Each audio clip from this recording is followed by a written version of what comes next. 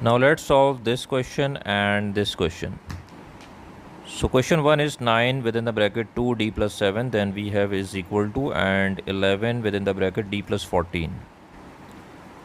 To solve this question, we have to multiply 9 with 2d and 7, and similarly we will multiply 11 with d and 14.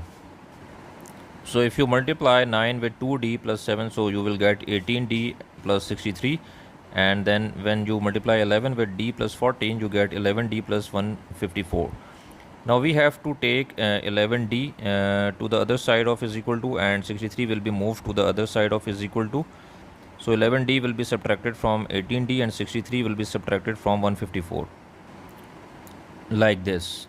Now 18d minus 11d will be 7d. 7d is equal to 91. 154 minus 63 is equal to 91.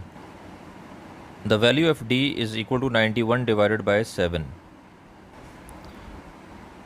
So 7 multiplied by 13 will be 91. So the value of d is equal to 91. Now let's solve this question.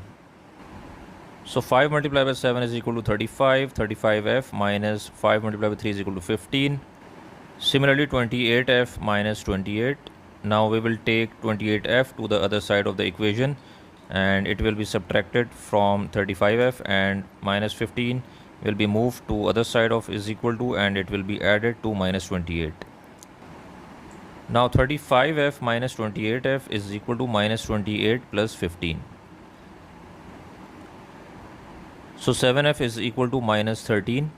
Now we will find the value of f. So the value of f is equal to minus 13 divided by 7. You can subscribe the channel and press the bell notification button for more mathematics conceptual videos. Thank you for watching.